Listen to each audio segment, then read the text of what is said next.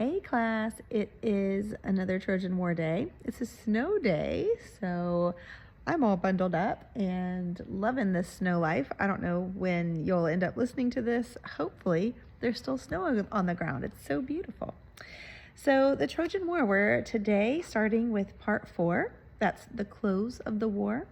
And I'm uploading these to YouTube a different way this time since they aired out last week. So, hopefully, these will work.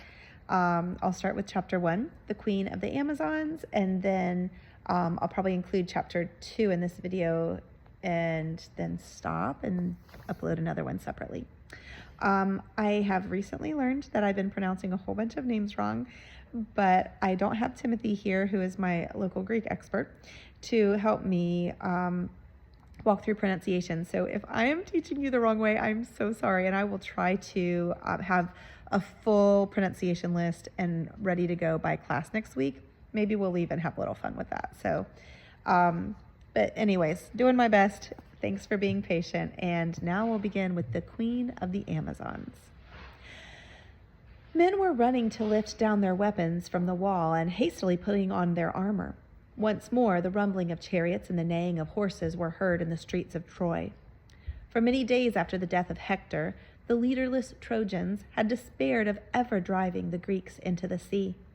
Deiphobus and Helenus, now the greatest of the princes, were hardly friends with one another, though they both resented the rivalry of Aeneas, since he was not one of Priam's sons. The peace party, headed by Polydamas and Antenor, was openly seeking support from the people, even though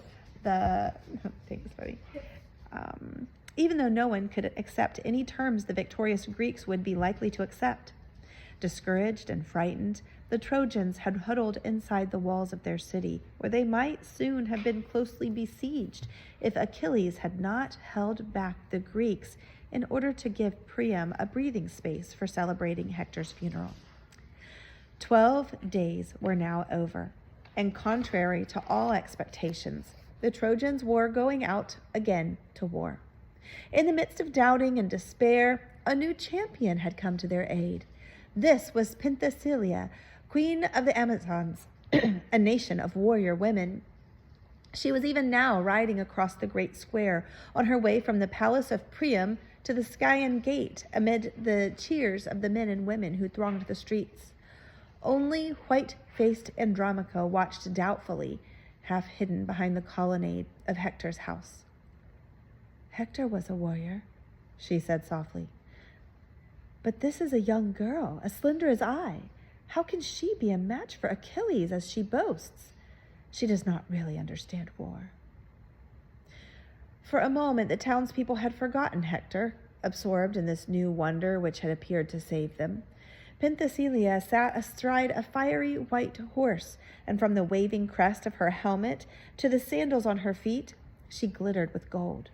Slender though she was, she easily carried a round shield with 2 javelins fastened behind it, while her right hand grasped a huge spear. From a broad belt across her shoulders hung a sword and a scabbard of ivory and silver. She appeared to wear her heavy armor and to manage her horse with the lightness and grace of the huntress, Artemis. Behind her rode a guard of Amazons, 2 and 2. All were young, but none rivaled the queen, whose helmet was pushed back on her forehead, uncovering her lovely face, delicately flushed with excitement as she raised her spear in answer to the Trojan cheers. The great gates were swinging open, and soon the shouting crowd of Trojans were swarming out to battle. Penthesilea set her horse to a gallop, and with a wild cry, she and her guards tore across the plain, followed by the rocking chariots of the princes and the rabble of light-armed troops racing out behind them on foot. Scouts rushed into the camp of the Greeks to find the army unbelieving and unprepared. "I will not dare to challenge us seriously," said Achilles to Ajax, who stood with him by the mound of Patroclus, making sacrifices to the spirit of the dead. "They've been too terribly beaten to be dangerous. There's no need to interrupt our rites." Elsewhere in the camp, men rushed for their arms and poured out into the plain confusedly, each when he was ready. Penthesilea, with her maidens behind her, fell on them like the goddess of war. The first to meet the onset of the Amazons were the men of Protesilaus, led by Podarches, the dead hero's brother. 6 of these fell to the queen's spear and were trampled beneath the red hooves of her plunging horse. Meantime, Clone, the maiden on her right hand, laid low Menippus, Podarches' greatest friend. At that, Podarches himself, with a great shout, aimed his spear at Clone and hurled her, dying, from her horse. Penthesilea, turning on him like a fury, stabbed him through the arm. The blood spurted forth like a fountain, and Podarches died in his friend's arms as he was being carried out of the battle. At the loss of their leader, the men facing the Amazons turned to flee with cries of dismay. They were, however, caught between the Amazons and the Greek forces still pushing out to battle, so that many of them died from a thrust in the back or turned to face their enemies unprotected, since they had thrown away their shields. In vain did Diomede leap forward and take the life of a maiden as the group rode thundering past. In vain did the fresh forces run up to the rescue. The main body of Trojans was up with the Amazons by now, and their impetus was not to be stayed. The Greeks were rolled back to their camp with the great white horse of Penthesilea racing at the head of the pursuit.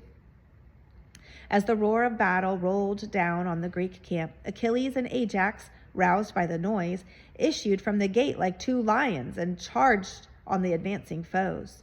The Greeks rallied with them and fell on the Amazons, who were soon entangled in a mass of men, among whom their desperate valor did fearful execution. Achilles and Ajax cut through the throng towards Penthesilea, killing as they went. She, seizing one of her javelins, hurled it at Achilles, but saw it shattered to fragments against the shield a god had made. Swift as a flash, she plucked forth the second and aimed it at Ajax, but in her haste her aim was poor. The weapon glanced off his silver greave, and the giant laughed at her as he plunged past to fall on the Trojans behind her. Achilles flung up his spear and hit Penthesilea full in the breast. She rocked in the saddle, fumbling blindly for her sword. Long before she could draw it, however, the hero stabbed upward at the plunging horse with such force that the spear went right through beast and rider. Both fell with a crash to the earth. The Trojans turned and fled desperately, their short-lived courage entirely gone. Achilles, however, did not join the pursuit. "Foolish woman," said he, stooping over the dead queen's body. "Who persuaded you that you were strong enough to fight with men?" He wrenched off her helmet roughly and then stopped with it in his hand, staring.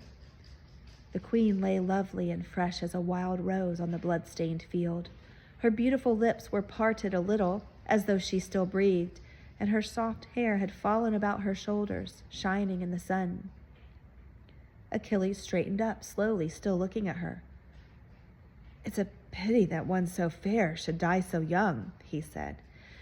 "Had I been fated to go home with the Myrmidons and be king in my father's room, what better queen could I have set by my side than this girl, with the gallantry of a warrior and the beauty of a nymph? I could have loved her, but instead I have killed her. The price of glory is high indeed, for it is always bought by death." Chapter 2, The Last Fight of Achilles. Bright Dawn, daughter of the mists of night, flung wide the gates of heaven for the chariot of the sun. Her rosy light shone palely on this gray morning on which her son, Memnon, a lord of Ethiopia, was going out to war. Long ago, when Priam was still a youth, his brother, Tithonus, had been loved by the dawn goddess, who carried him away to dwell with her in a many-colored house forever. Memnon, their child, now ruled over all the dark peoples of the distant east at the edge of the world itself. So far was his kingdom from Troy that only in the 10th year could he bring help to his uncle. Now at last he had arrived with a mighty army to hearten the discouraged Trojans with the thought that they too had a hero who was goddess-born.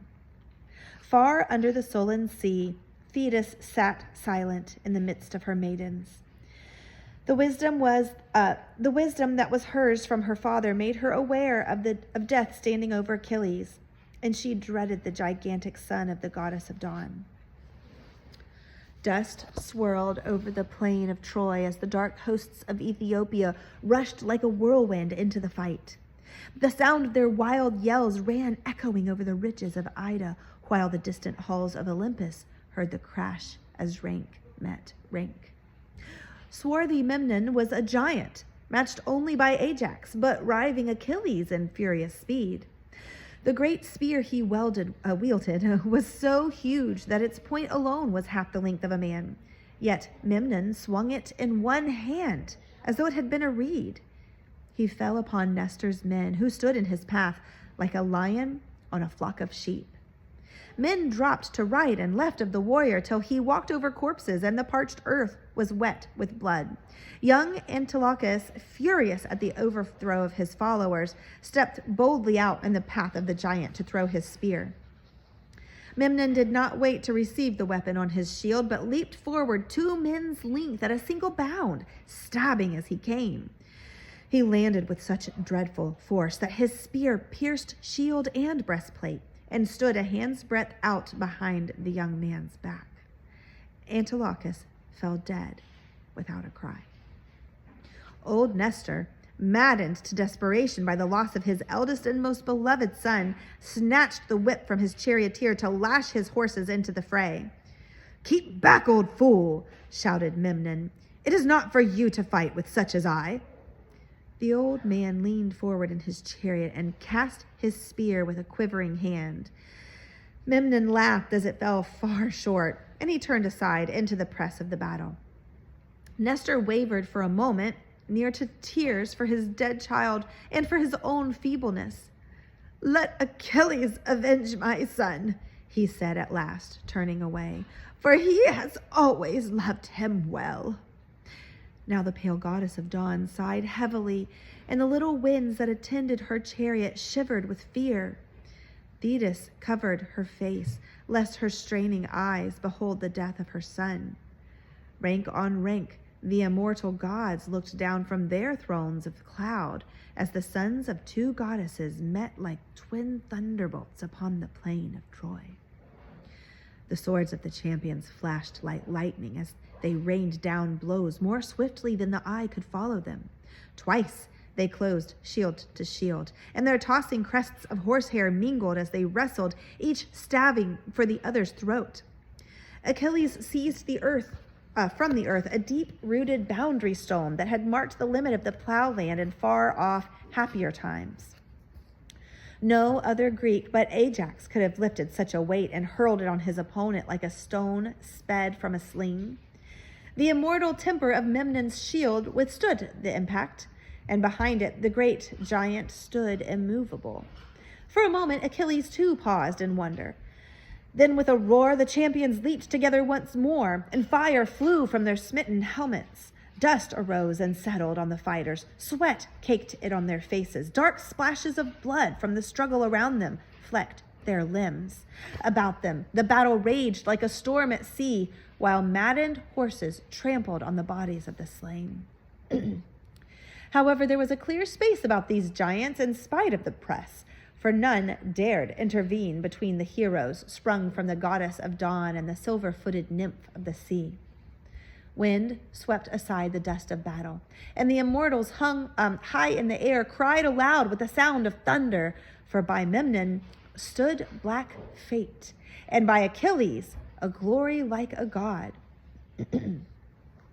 With a mighty thrust, Achilles' sword sped clear through Memnon's body, and the giant fell like a great tree, his armor clanging about him in the dust. Dawn covered her bright face in cloud, while shining Achilles bent to strip off the armor from the dead. The little winds, with soft sighing, slid gently down to earth in silver mist, and lifting the corpse of Memnon, bore it away. Achilles shouted with triumph as he leaped on the Ethiopians and scattered them, howling before him, sweeping with them the Trojan forces who had trusted in their might. Men threw down their shields in panic or climbed on their chariots and fled. But though they ran with desperation, Achilles, clad in full armor, was swifter far.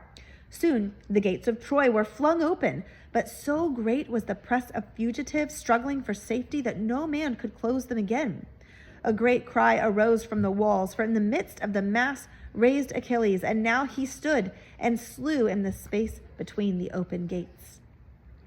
"Troy is taken," cried the women from the walls, while the children who stood about them shrieked with panic, and the old men shouted vainly to the helpless guards above the gate. Troy would have been taken indeed, were it not for Phoebus Apollo, who had loved and watched over the city since its founding long ago. Swift as a ray of sunlight, Apollo left his seat in the clouds and stood in the courtyard by Paris in the likeness of a young man. "Will you not shoot for Troy's sake?" said he, giving him an arrow. Paris stood on the steps of a palace far out of the throng, for he had been among the first to turn tail. He fitted the arrow to his bow with trembling hands and shot over the heads of his people at the gleaming figure in the gate. The arrow was hastily aimed, and its force was soon spent. It dropped at the feet of Achilles and would have plunged harmlessly into the earth had not the hero turned suddenly to ward off a blow aimed at his back. As he did so, the arrow of the coward pierced him in the heel, where Thetis had held him long ago when she dipped his body into the sticks. Achilles staggered for a moment as the fiery poison of the god burned through his veins. Elsewhere in his body, the magic of the sticks would have protected him from the venom, if not from the wound. He recovered, made one more thrust at an enemy, then dropped his sword and collapsed in the dust. With a great shout of triumph, the Trojans rallied, while the Greeks rushed forward to rescue the body of the hero from between the enemy's gates. Once again, these were jammed open as men struggled to turn and rush back into the battle. Soon the space between them was trampled and dark with blood. The body of Achilles lay beneath the feet of the fighters, face down upon the earth.